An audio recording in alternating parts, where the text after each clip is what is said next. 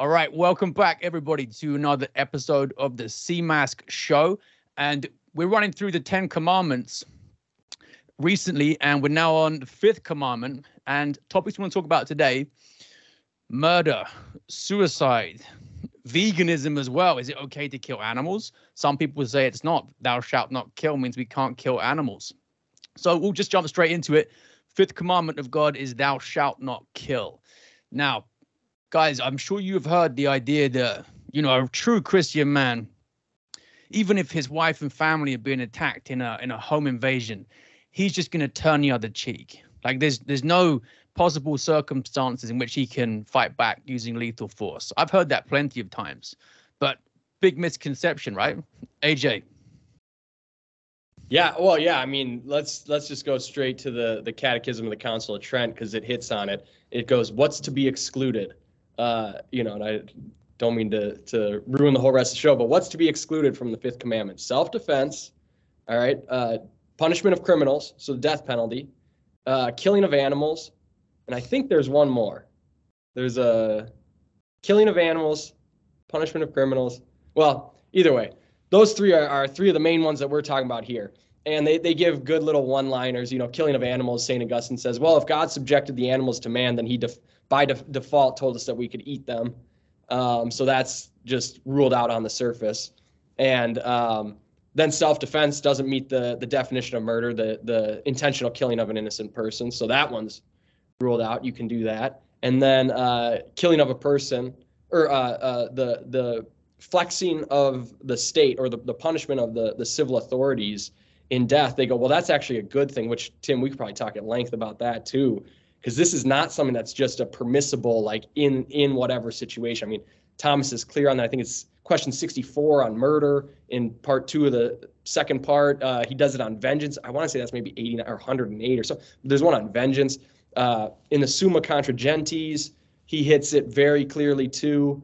That's book 3, somewhere in there. And so, I mean, this is, by the way, I'd invite everyone to go read what Thomas says for those responses, because they're hilarious from the vantage point of our modern perspective, our modern take on it. But so these are good. And I think actually the fourth one was in war, was the fourth exception where they can do that. And that is that a general taking care for their people has the right to, decree for their defense or whatever, to fight other people, and the person who kills someone in that context, being that it's in that context, is not guilty of the fifth commandment.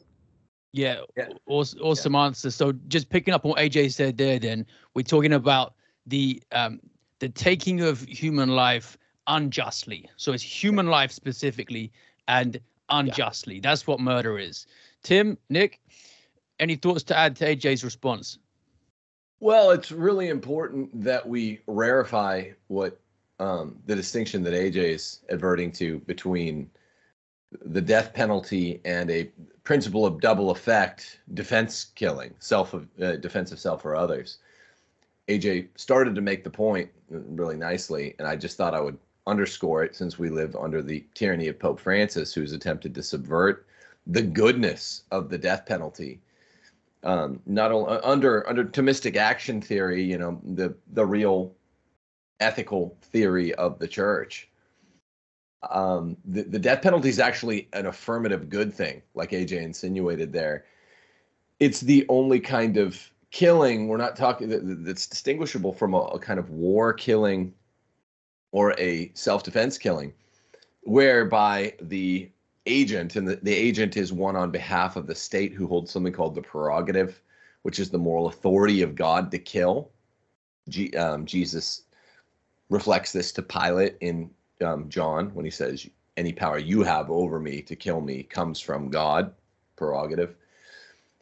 That's utterly unique. The death penalty is an intentional killing by the moral agent on behalf of the state, the whole public power of the prerogative on behalf of the state.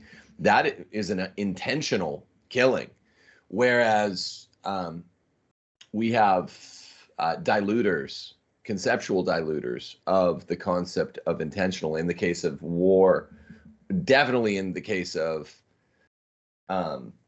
self-defense.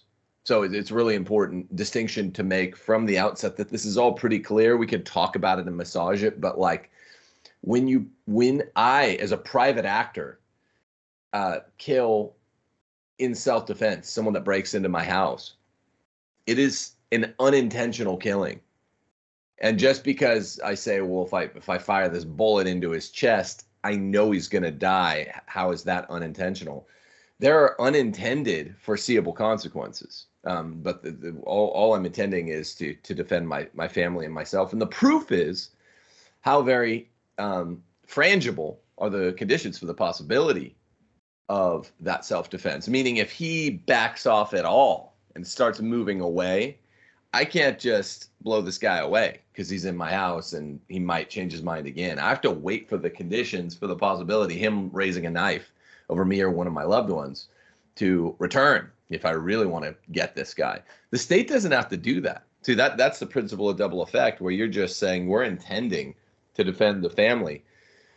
The trick that Francis and John Paul II, who were really sophists about the death penalty, used. This began with JP2's revision of the death penalty clause in the CCC in 1997, was to talk about the death penalty as if it's not justified in the first place by its principle, which is this principle of that I adverted to before, the prerogative of the state. Instead, they talk about it as if it's justified by the same thing that a private act of self-defense would be, which is this highly frangible set of conditions where the individual who makes the killing is not intending to do the killing. And it's principle of double effect. The state can kill and say, we're going to kill you in a week, even though we've neutralized you. You might be in a supermax prison. You're around no other, inmates. We intend to kill you because it's good to kill you. Thomas and Augustine both agree it's good to kill you. War is a little bit different from either case morally, but at any rate, they're all morally distinguishable. And killing an animal is just killing an animal. It's like little distinguishable from stepping on a can or the root of a tree. People don't like to hear that, but in the Catholic tradition, it's not much more important. Yeah. And even if you were to say needlessly torture an animal just for your own pleasure or amusement, the main problem with that isn't actually the suffering inflicted on the animal. It's what you're doing to yourself. You're depraving yourself as a result of it. The animal, strictly speaking, has no rights, but you are contorting and damaging your own soul by doing it. That's why animal abuse is truly wrong, because it also is bad for the person who's doing it, even more so than for the animal. Yeah, that's important. That's an important point. So no one go do this. It's still morally illicit, but yeah, it's not the same. There's nothing under the sun that's important like a human being is important. Of all creatures, we are made in the image and the likeness of God. So it's true. Animals do have a soul that's unique from plant souls, and it's a little stricter what we may do. But if any kind of abuse is like unto self-abuse. It's funny, isn't it, that the softening of the stance on the death penalty has gone hand in hand with some Christian guys wondering whether it's wrong to kill animals or have the profession of soldier. I've had that question as well. Young Catholic guys saying, is it actually morally okay for me to join the military if it means I might have to kill someone one day? I thought thou shalt not kill means I can't ever kill. But Tim, your answer there is saying that no, in some cases, it can actually be a good thing to take human life. Yeah, and remember in the 2004 CDF clarification by Cardinal Joseph Cardinal Ratzinger a year before he became Pope, very, very, very satisfying distinction. He says there are some things on which a Catholic may prudentially, reasonably disagree regarding the life issue. Those two issues are war or the death penalty. You can disagree even with the Pope on war or the death penalty. There are two true, veritable primary senses of the concept of life issue, which are abortion and euthanasia, whereby a Catholic incurs mortal sin by, formally cooperating with any even conceptual disagreement with the Holy Father, and it's abortion and euthanasia, the two life issues simpliciter. Issues like war, death penalty are secondary, pros and equivocal senses of the life issue. And then you get the seamless garment Cardinal Bernardin arguments about poverty, and those are like at best tertiary or quaternary related to the life issue. But yeah, war and death penalty are not, strictly speaking, innocence. So and they're distinguishable in a couple different ways. Hey, can I add in here quick? Yeah. I wanted to add too that if you read Thomas talk about the death penalty and the good of it for the society to excise the bad member, he actually analogizes it to like a person who's got a bad foot, or like, a decaying foot, and it's better for them to amputate the foot to save the body. He says, so it is. It's good for the whole that they cut off the pestilent member, of it. And in there though, he further reasons in one of the replies to objections about how one through these grave acts forfeits their dignity. He uses the word dignity, dignitas in Yes. Latin. And this is important because how often do we hear people that, we have to preserve the inherent dignity of such and such for blah, blah, blah, blah, blah. I mean, it's so commonplace. I've said this. I think that probably the most subtle and serious, if not errors, at least like vagaries in our modern church arise around our notion of unconditional love, God's unconditional love. All right. And then the other one would be things like dignity. And there's a few other that I've sort of listed out before, but those are big ones where it's like this notion, we've just wedded all these things into one. We've equated that being made in the image of God with this sort of, again, like an unconditional dignity that cannot be lost through any act, no matter what. And therefore, now there's no situation in which you can punish them. What's actually crazy about it is that if this is taken to its logical conclusion, as some atheists have started to do, there should be no imprisonment whatsoever. Which Francis says. Francis also says lifetime imprisonment is against the dignity. Yeah, he said you can't even imprison them for life. Exactly, and so they're saying that even just the deprival of the good of the access to society would infringe upon this dignity, them being made in the image and likeness of God. And so those are, those I see as these major, seemingly subtle points, but they're huge, and they are not only are they leading to these consequences, I would say that they're just, for more people, they're destroying their sensus fidelium than anything else. They no longer have an instinct of the faith and what it leans toward because these fundamental things get tweaked and get inverted. Briefly, I'll fill out the unconditional love one is God is the cause of all good. God's love is not like our love. Our love is reactive to a good. So we see a good and we think it's beautiful and we want to be united to it. And so we love that. We respond with love. They treat it like God looks on us, sees whatever sinful state we're in and goes, that's okay, you're still beautiful and I love you no matter what. No, God is the cause of all good in us. So in the case of us being a sinner, what might be left is our being, or what these sort of very fundamental things, but that's still, God is still the cause of that good in us. And St. Prosper, who is a disciple of St. Augustine, says that it would actually even be insane to suggest that God looks on a person and loves them in their state of sin rather than for what he desires to do in them, right? And you can actually kind of grasp it too. There'd be this weird sort of narcissism that he's the cause of everything in them, and then even when he's just looking on them and going, oh wow, you are so beautiful. It's not the mechanism of it. And so I think if people straighten out that distinction between the way God loves, the way we love, and then this question around dignity, a lot of other stuff will start to fall into place for you. You'll actually start to see a lot of it. You'll start to intuit a lot of it.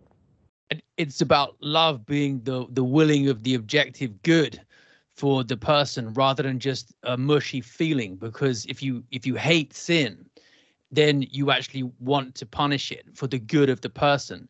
So that's what dignity really means. And I find it so, well, in a way, it's not surprising, but it's still frustrating that alongside all this talk of dignity, you've also got a lax attitude towards suicide, euthanasia. So I saw that now if you're over age 12 and you're feeling really depressed and you feel like you just can't go on living, then there are some places in the world now where euthanasia is going to be an option. You can make your case, and that's that.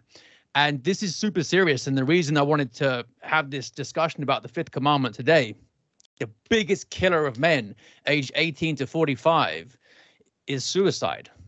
It's not heart disease, it's not cancer, it's suicide.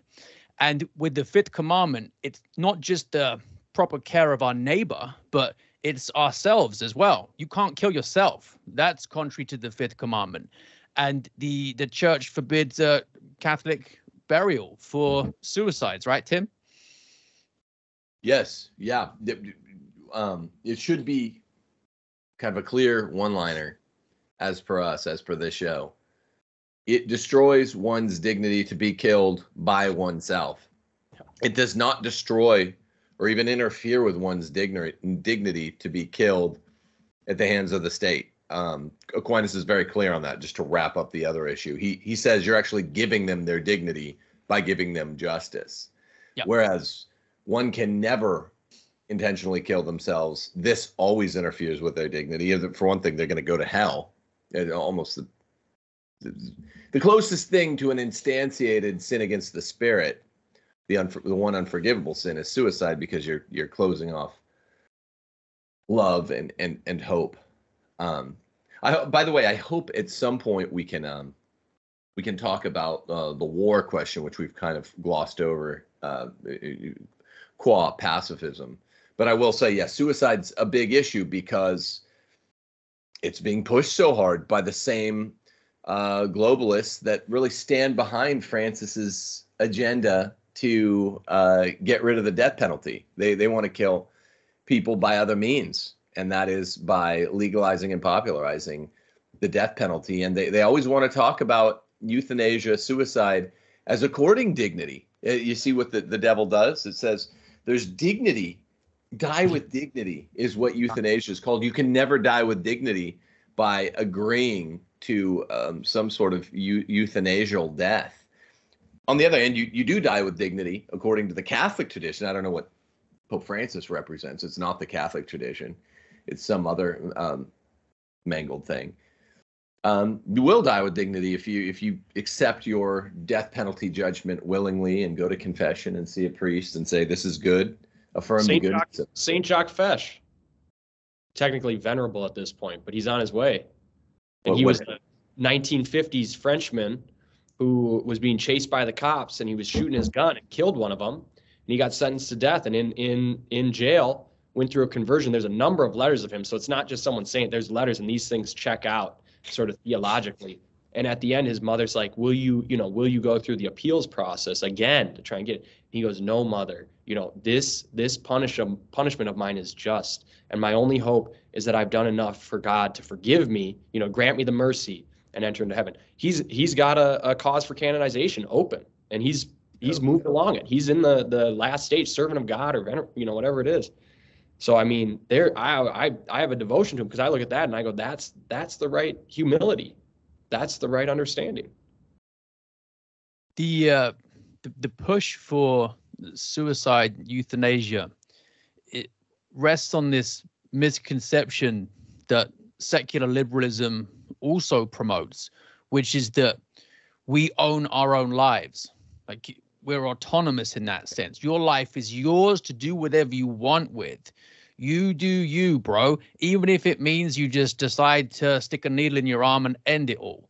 Whereas the correct way to look at it is that you didn't cause your own life. You weren't the cause of your own beginning. You don't have that dominion over it, and you don't get to decide when it ends either. So that's one thing I want to point out.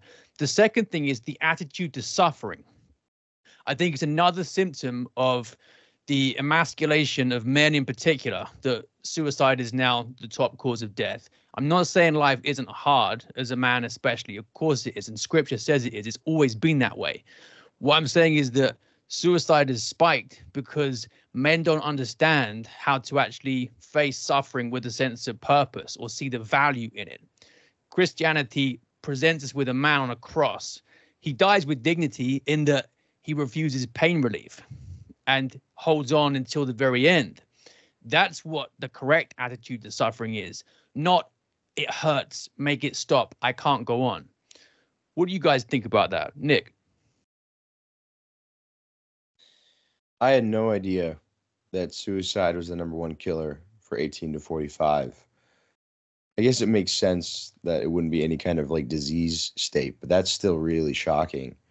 I remember when I was 18, I was all kinds of sads and anxious, and was adamant about being put on psychotropic drugs. So I bullied my mom to get me into a neurologist who put me on Lexapro, and 4 weeks later I'd written a suicide note.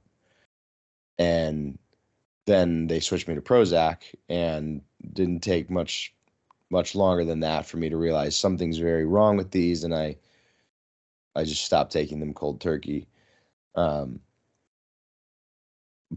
I had no idea that it was such an endemic problem. And I think, Tim, it was you who really started to express, not because it was like an issue or something, but just in general, philosophically, to express that it's cowardice, it's self-hatred, and no, you don't own your life. It does seem to be a very different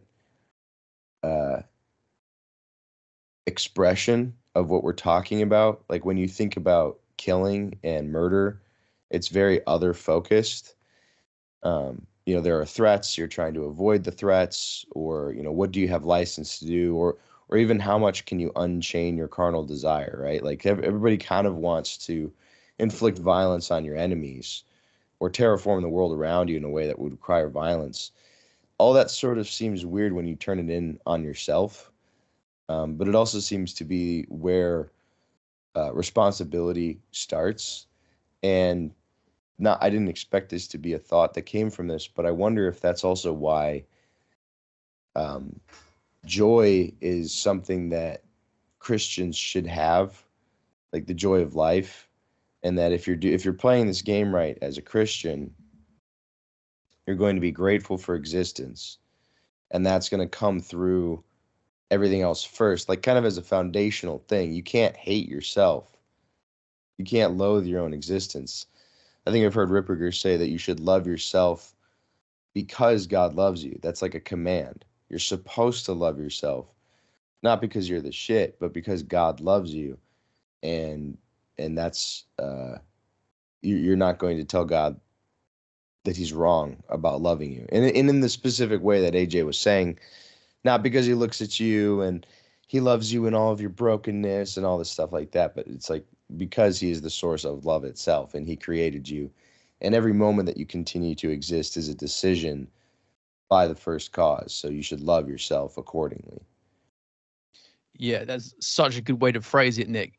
And I just want to add that the underlying point as well is pride, like knowing for sure you think that you are right, that there's no hope left in your life, and that all of God's promises, that he has a plan for you, and you have confidence in him because he always keeps his promises. No, you know best, and it's best just to end it right now.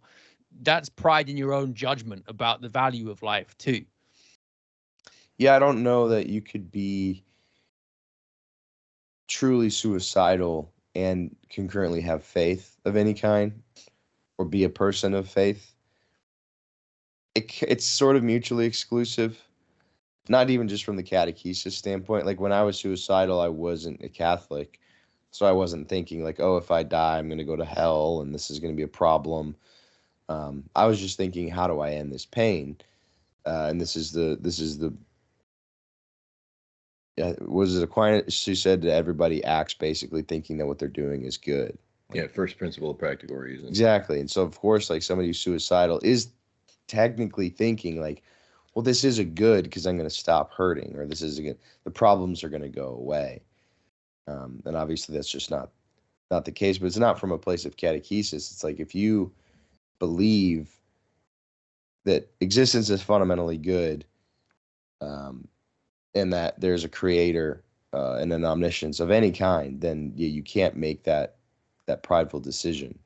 Mm-hmm. It's the most unreasonable decision to make, because then you're just closing off all possible options for the future. Yeah, it's important to note that Aquinas doesn't mollycoddle our definition of contingent goods. So he doesn't do it at all. He doesn't insulate his definition of contingent goods. The first principle of practical reason means do the good, avoid evil. This does not mean that there are not percipient goods in suicide. There are contingent percipient goods in suicide. There are contingent percipient goods. I think his example is in adultery. There are in thievery. There are in murder. They're not look at this like a vector. They're not the moral good, and they're not what's ultimately good for you or the person you're doing it to. But of course, yeah, to say the way a modern would, suicide, murder, thievery, adultery, these things have nothing good about them, is the modern lie. Whereas Thomas is obsessed with stating things correctly.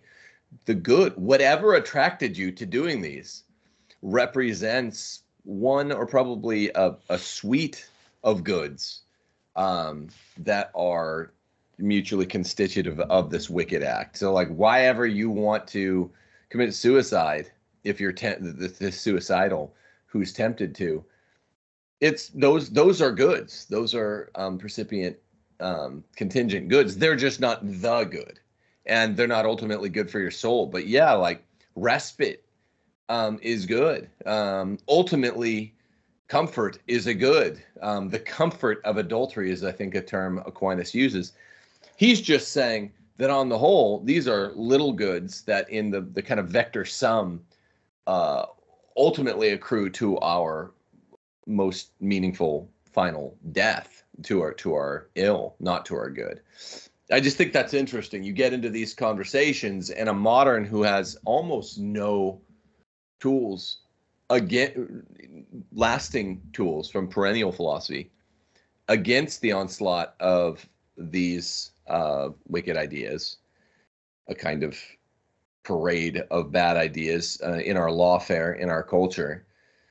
They have no way to fight against it, but they sound more sterile against such arguments by saying, "Oh, there's nothing good about these things." There actually are. It's a very superficial good, and it's fleeting, and it never amounts to anything that ought to impel us to act on behalf of suicide, thievery, whatever.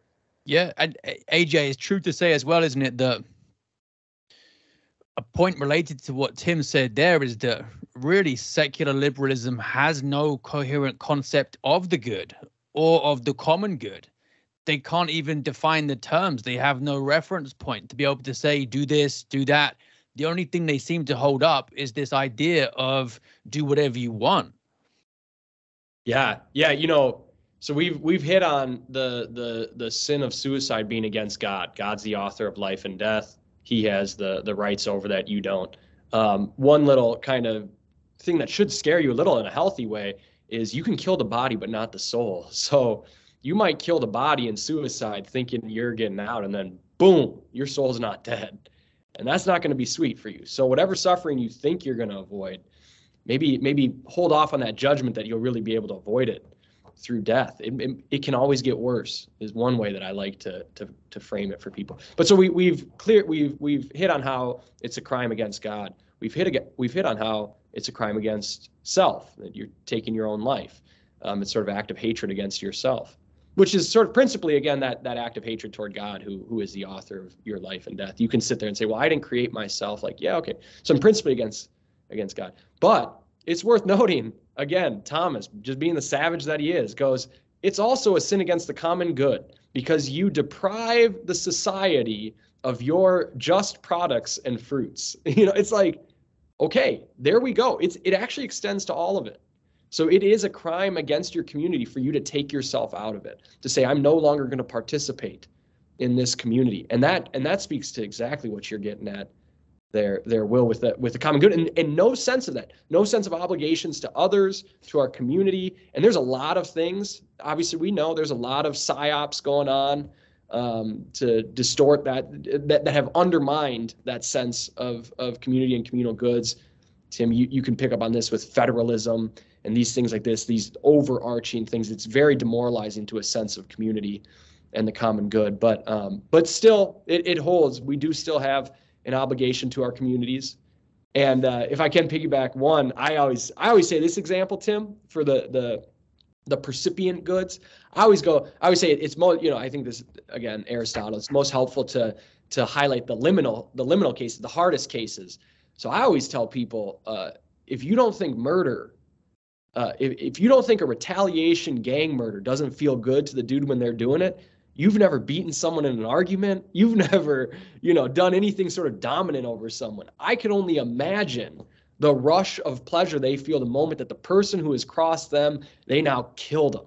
Like, I mean, I'm sorry, guys, that's a percipient good. Now it is a quickly with any sort of remaining conscience intact will turn to a great horror, right? And you'll realize the error of that ways. Now you might not realize it. That's the other thing. You might not. So that's someone could be disposed in such a way that they continue doing this, that the moral good becomes sort of blocked out of their vision by their own choices and acts. But if you're under the impression that there's no way that these things are good, like, you're lying to yourself. You're playing games. And we can circle back to the suffering question. I certainly have a lot to add on that. I just want to pick up on your revenge point there, because it's a really subtle one and often overlooked, because the Baltimore Catechism states that not only does the fifth commandment forbid murder and suicide, but also fighting, anger, hatred, and revenge too, because all those things can so easily lead to murder, perhaps even suicide, if it's self-hatred in the way Nick was describing. So they're connected. That the pleasure of revenge is linked to the possibility of breaking the fifth commandment, because it is so attractive in many cases. If you listen to gang members, a lot of them live for that rush that you're describing, AJ. Yeah. Oh, yeah. Yeah, I wanted to broach this subject specifically with regards to how does a good Catholic man operate interpersonally, and then online, as we're trying to be representatives of Christ. All of us have some kind of digital following. I have right in front of me here, 1 John 3:15. Anyone who hates his brother or sister is a murderer, and you know that no murderer has eternal life residing in him. But Christ always 10x's the stakes on whatever the Mosaic law, whatever the Old Testament law was, that you can't even just take a life. If you have hate in your heart for somebody, you're a murderer. And that's terrifying, honestly. It's really scary. And what does that look like? When do I hate? And when am I just grouchy? When am I, and I'm really not trying to be scrupulous here. I actually mean we're all embroiled in battles constantly, small battles and then larger battles. Am I wrong to hate the World Economic Forum? And if I make a whole movie about how they're awful and they're full of evil people, and I want them to be brought to justice and maybe even taken by the state and thrown in prison or capital punishment, am I hating? What if I respond on Twitter in a little scuff, and I'm trying to be as just biting and vicious as I can in these little interpersonal things? Am I a murderer there? I think these are really important things to know. Well, pacifism has a thin sense and a thick sense, and I think this is something that the church is not perfectly clear on, because it's prudential. Okay, we don't have to be pacifists in the thick sense. Christians can go to war. Jehovah's Witnesses have no concept of this. They're not Christian, technically. They're not Trinitarian. And stupid secularists think that Christians are pacifists. I think even you get guys like Bill Maher that have made this mistake before. Well, you're a Christian, aren't you a pacifist? No. But how about in the thin sense? I hear a lot of Catholics in the low-T Catholic social media spaces implying heavily and leaning into it that if you're Catholic, you have to at least be pacifist in the sense of, you can never defend yourself. You can never use language proportionate to the situation if it's a dire situation. And I would just try to venture an answer to the First John paradox, where Jesus says, if you hate your brother, then you're going to go to hell. Well, I would say, well, it's not hateful to use language proportionate to any situation. I was looking forward to talking about this with Royce, who is, of the five of us, who was sick today, who's going to join AJ, always, taking people, doing battle on Twitter. I mean, if you go on Twitter right now, Royce will be doing battle. And it's funny, and I laugh, and I follow his Twitter account to watch that. Now, I don't think Royce hates all these people that he's called a cock in the last hour, which is probably several dozens. But I do think it's an issue of prudence, and maybe Christians not having a literary flair in the modern sense. Modern Christians, whether they're trads or Novus Ordo, they don't understand literary devices that sometimes you do exaggerate. Jesus at times exaggerated. And so it doesn't mean you immediately hate someone just because you might sound hateful for the moment. If someone says, I'm so hungry I could eat a horse, doesn't necessarily mean they actually are going to be consuming some nag on the plate soon. So it's worth saying that I think while we reject thick pacifism, we also should. It's not as important to reject thin pacifism, but more like as a permissive rather than mandatory thing. I think we are allowed to behave in accordance with rejecting thin pacifism as well. Yeah. And it's good to hate sin. God hates sin and commands us to hate it. So I hate Protestantism, for example, because it's heresy and God hates it. And I will go hard at Protestants because I love Protestants. I want to get them out of their Protestantism. And they'll get called mean for it and say, oh, you're not acting very charitably. No, it's because you're currently mired in error and I want you out of it. So you focus on the hatred of the sin because you love the person. And sometimes when you watch guys using harsher language on Twitter, you do it sometimes too, Tim. Yeah. It comes from the fact that you love the person, you hate the error. Right, which you don't always unpack. Human beings within human action and human communication, we don't always say, and here's why I'm doing it. As a matter of fact, we seldom articulate expressly our motives for doing something. Like if you saw, I don't know what your guys' view on spanking kids are, but if you see a loving, good parent spanking their child, you might think, reasoning linearly like this, oh, they hate their kid, that's a hateful act. Then the parent will have to say, no, this helps them in thus and such ways. Same thing with like, yeah, every time you or I have corrected a Protestant online, well, depending on one's mood, one might be like, oh, this again, you guys are so idiotic. Here's why this is wrong. That doesn't mean you hate them because you say like, look, Protestantism is idiotic. It is. It's ridiculous, right? It's ahistorical fluff.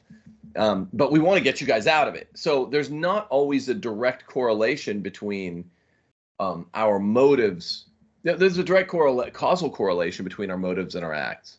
There's not always a direct picture thinking, ostensible correlation between our intentions and our acts. Sometimes they, to a childish observer, they might go against each other, like a parent who spanks out of love or something like that. It's not the best example. Yeah. But it just seems like something we have to articulate here, because I'll always, when I have ever ventured to say something salty on Twitter or on my YouTube show, I'll always get commenters in the com box saying, quoting this one passage from St. Paul, I'm forgetting which epistle, where he says, let nothing unpleasant come out of your mouth. And then I'll be like, that's a cool quote by St. Paul. I agree with it. But obviously it doesn't mean you don't ever talk shit, because here is St. Paul actually talking literal shit, where he says the word shit in sacred scripture. So, and he could talk a mean game. So obviously we have to use the hermeneutical principle and say these two things, though ostensibly they sound like opposites, are not, because St. Paul's not contradicting himself in inerrant scripture. Yeah, the trope or heuristic that's sort of foisted on Christian guys, obviously by feminists, is like, well, you have to be nice. And niceness is different than kindness, and it's different than charity. But they want you to be nice, which is to say they want you to be soft around the edges and palatable. And I think what I struggle with a lot is, you go to confession and you try and do one of these examinations of conscience, and you get to like number 5, and it's like, well, I haven't killed anybody. I haven't facilitated an abortion. I haven't gotten a DUI and struck somebody with my car. So in my mind, I'm like, well, I'm good on the 5th commandment. But then these examinations of conscience go, well, have you ever been mean to somebody? And I'm like, whoa, wait a second. Are you saying this is murder? And now all of a sudden this landscape opens up in front of you that I don't understand of at what point am I a murderer in the sense that Christ is talking about in John 3:15, and at what point am I just a disagreeable guy? Maybe I'm just not the nicest person there. And that's really tough. Like I actually do want to know, how do I navigate this? But I feel like you guys have teed this one up so well for me. I'm really happy to be able to bring some contributions and clarity to this discussion. I grant what Tim says, that the church is prudentially not declared on it. However, I ran into the same problem teaching kids about sins, mortal sins. So I'm sitting there, in class, and I'm going over it, and you got, grave matter, intent, knowledge, and doing it, blah, blah, blah. And at the end of the class, it's like, okay, so you guys got it, right? A couple of days later, we come back to it. Okay, so you got it, right? No one had it clearer at the end of that. And that can be my own failing. But hold on, just hang with me. So I go, all right, to be honest, I don't feel like it got clearer for me doing that. So I said, you know what? I'm going to go to Thomas Aquinas, because my experience with Thomas is that as I read Thomas and come to understand it, things become clearer to me, not less clear. I said, so let's just go to him. All right, so I go to him, and what I see him repeatedly refer to is not grave matter, intent and knowledge, but which he does hit on. Those are all contributions to the moral act, as Tim could well, lay out for you with action theory. But what he constantly comes back to is voluntariness and inordinateness. And so these are going to be sort of bigger, broader categories for us. Inordinateness is going to be like Tim saying, where, yeah, it's a real good, it's a perceptible real good, but it's out of order with what a higher good is, thus a moral fault is incurred, it's a sin. And then a voluntary act, there are pieces to understand to that. But I want to say all this because if we boil it down, there's another thing he does, and it's in De Malo. All right, I've referenced this a bunch of times in different convos, so I have it memorized now at this point. But De Malo, question 7 on venial sins. First article, can we properly differentiate venial from mortal sins? And if you guys read, there's about 20 objections, but then he gets to his response.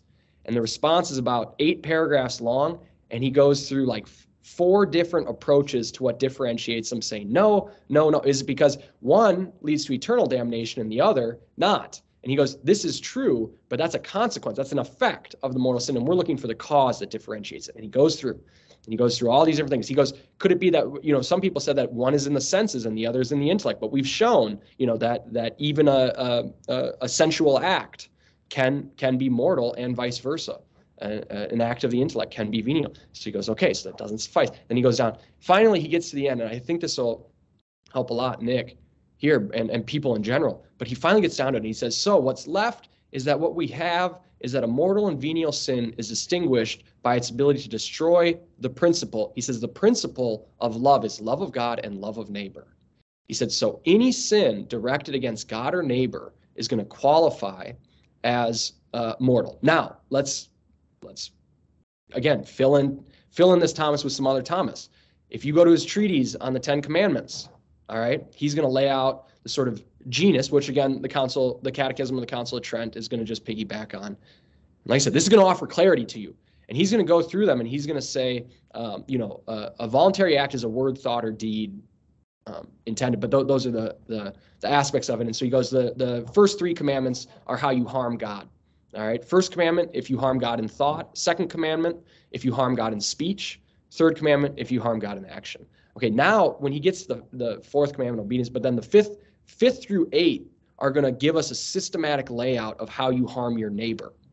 All right, so the first one, the 5th commandment, murder, is going to encompass harm to another's person. Okay, their person.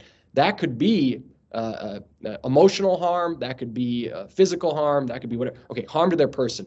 Sixth commandment, harm to the spouse. Now, sixth, seventh, we're dealing with extensions of the person, right extensions of the person.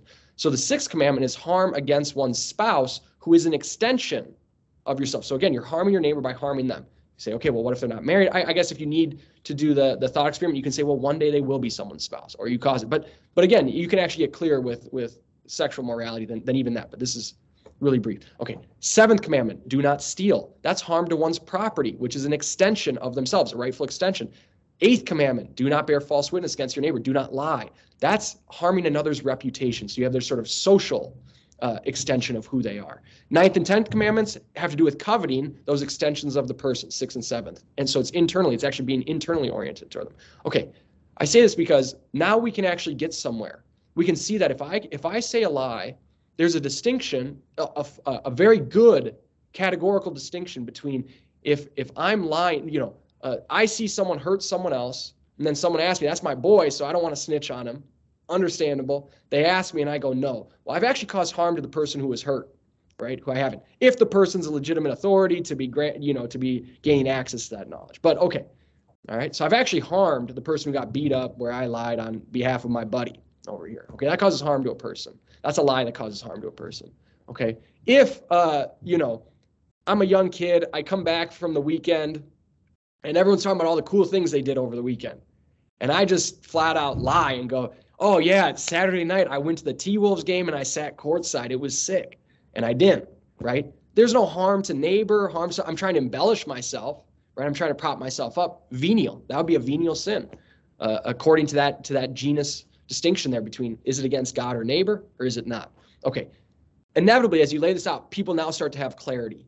They have some actual clarity around sin, around doing these things. Eventually the question comes up, wait, so harm to a person, is that based on what they perceive to be the harm?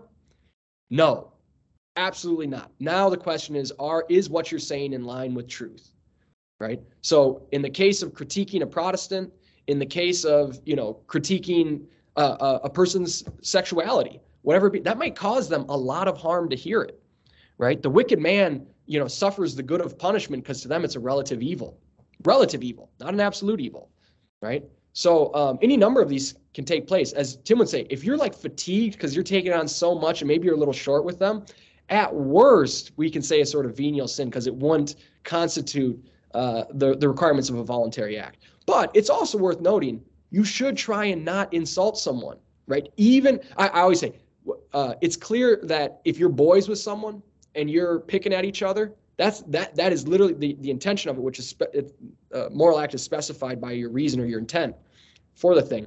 That is to build up one another. So that is going to be licit. If you're boys with someone, you can prod them and you guys can call each other out and clown each other. Okay. But if it's someone that you're not boys with and you're clowning them, you are directly going at them. Right. And it is worthwhile to note that, according to Thomas, is going to be we can do the math on it. That's going to be able to fall into that moral sin category. So it is good to train your conscience to that. And I can attest to you that when I learned this about, a couple years ago and started applying it to my conscience and bringing it to confession. Hey, I did this against this person. I got irritated with them. And then, I told this story about someone in a context where I actually didn't have the right to do it. That's harm to their reputation. Even if it's true, even if they wouldn't be upset. In some cases, it's an atheist person who I know, they wouldn't even be upset with me saying it. But the reality is that it is detraction to their person. And so actually that undermined, in principle, my love of God, my love of neighbor, in this case, my love of neighbor. So I bring that to confession. I start doing this regularly. God's grace will work in you. You will start to now look out for me, but, okay, I can hold myself back from that.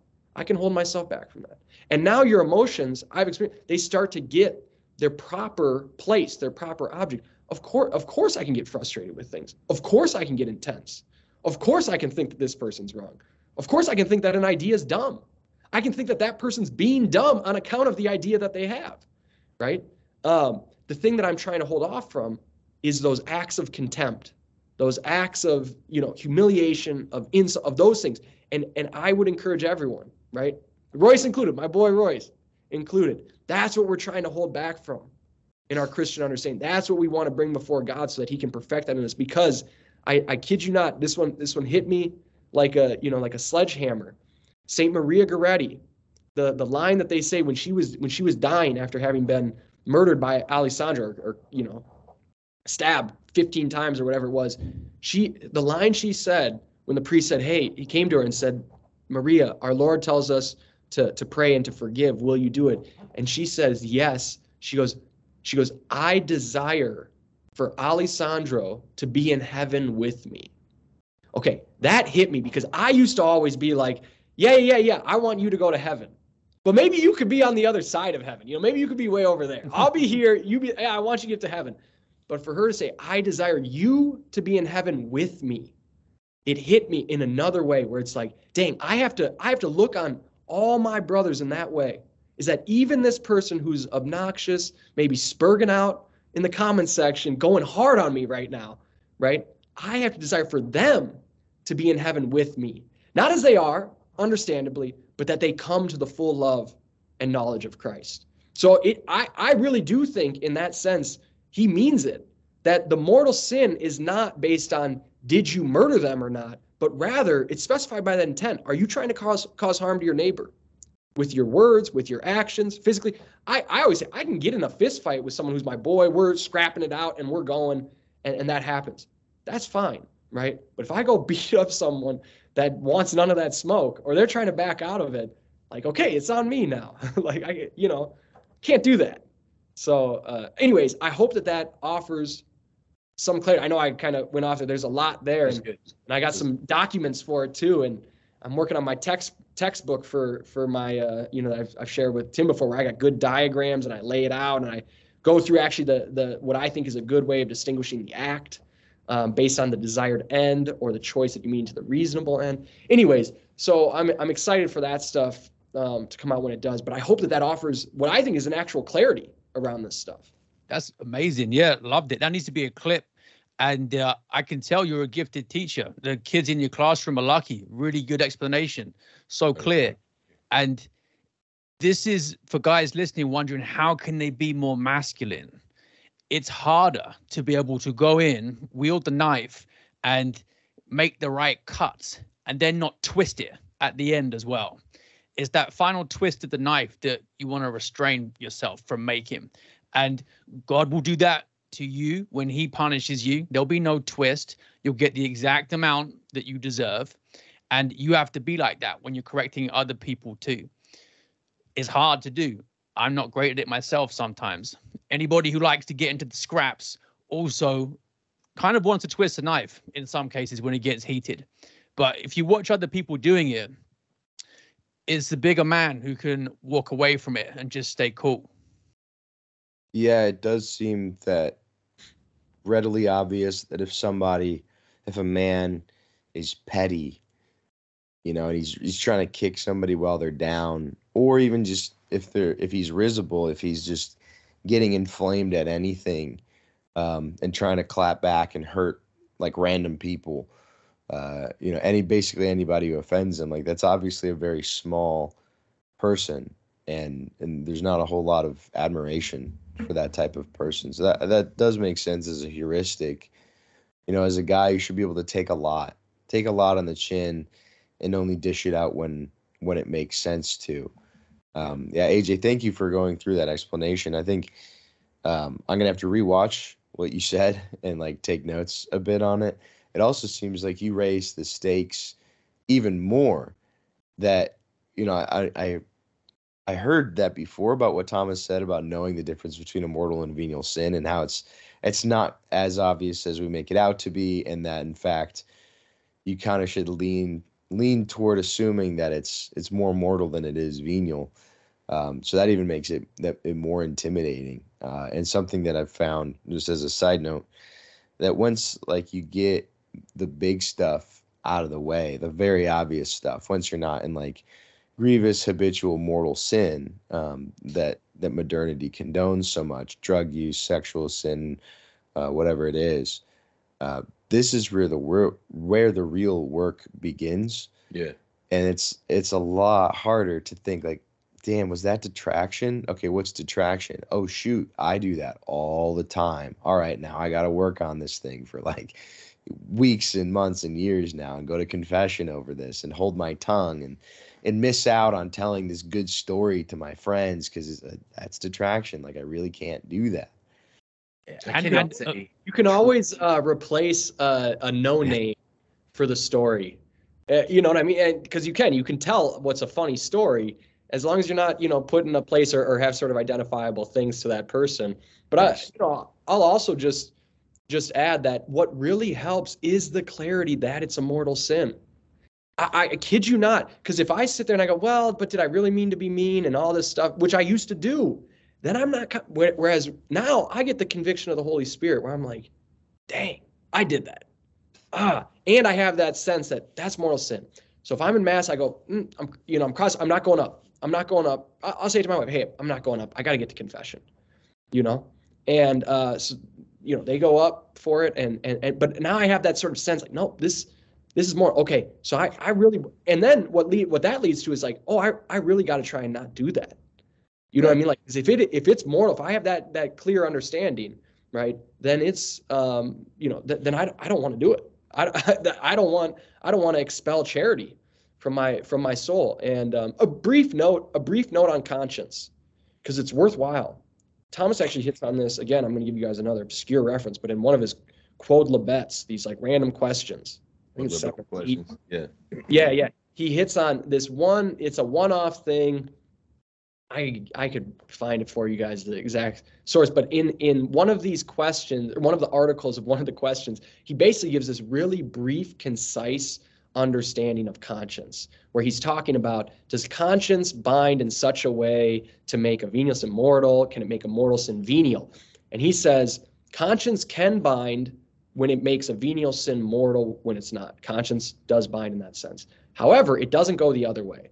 Your conscience cannot make a mortal sin venial. So if you think that fornication is a venial sin, you're not loosed. All right, what this gets down to is you can do this little matrix here, this little table. And you can do the law of God has venial sin and mortal sin. And then your law of conscience has venial sin and mortal sin. If both of them say mortal sin, right, it's done. The law of God is what matters. If it's a mortal sin according to the law of God, then it's a mortal sin, whether you think it's venial or not. All right? The only thing the conscience can do is bind you in a mortal sin that's not actually mortal. So the example they always use is someone thinks Ash Wednesday is a day of holy obligation. It's actually not. They think it's a day of obligation, and they don't go. So at that point, they've now committed a mortal sin, right? Whether they sit there and go, I've mortal sinned. If they thought it was a day of obligation, they didn't go. It's de facto a mortal sin to not go on a holy day of obligation. Okay, it's not a day of obligation, but they think that binds them. So all your conscience can do is bind you to mortal sins that aren't mortal sins. That's the only sort of effect that can come out of it. The only way you're loose is if both loose it. I always say, what matters, what you should spend all your time on is not wondering how to straighten out conscience, but straighten out the law of God. Because if it's a mortal sin according to the law of God, then it is. And you don't want anything extra in there, right? I always say, I hesitate with people. You'll see it a lot. People start binding consciences in unnecessary ways. I see it a lot over occasions to sin, right? So they're watching a movie and a sexual act occurs, and these people shamelessly come out here and say, that's a mortal sin for you to watch. That is an occasion to sin. I think that's clear. That's clear. They say, if they even use the Lord's name in vain, you're a party to it. That would be an occasion to sin.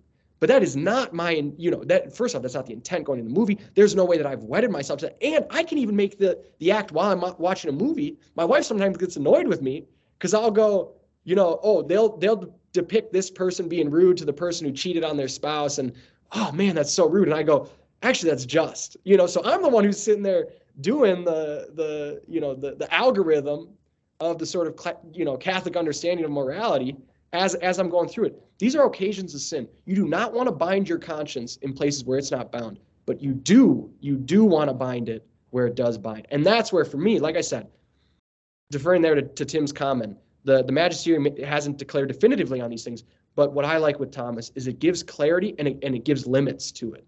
It gives borders. And then I feel like I can understand it and I can act on it. And I have that trust.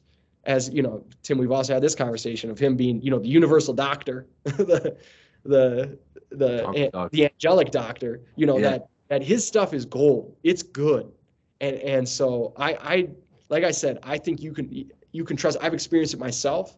the sort of general tenderness toward others that does come in a good way, in such a way that it actually motivates me more to tell them if they're really wrong in something, not randomly or out of nowhere, but to be like, hey, is it time? Is it time? Do we have to get to it?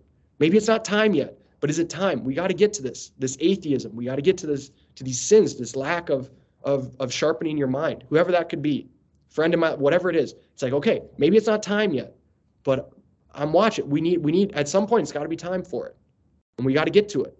So I've got to duck out for a lesson now, guys, but I'm loving listening to this. For guys listening again, thinking, how's this linked to masculinity? Well, even if all you're doing is going to confession weekly, confessing venial sins, saying what you're struggling with, you need to see that in the same way that you'd see trying to make progress in the gym in small areas as well. So start to chisel away, and you're in it for the long game, and it's going to be a big struggle, and you accept the fact that it's difficult. Don't just be happy with kind of good enough, because you're called to be perfect. You can't make yourself perfect because you haven't got perfection to give. But if you go in with humility and the desire to improve, then you'll get the grace to do it. Good discussion, guys. And I'll be looking forward to hearing a bit more about just war theory if you've got time to carry on. But that's all I've got time for today. Great to see you all.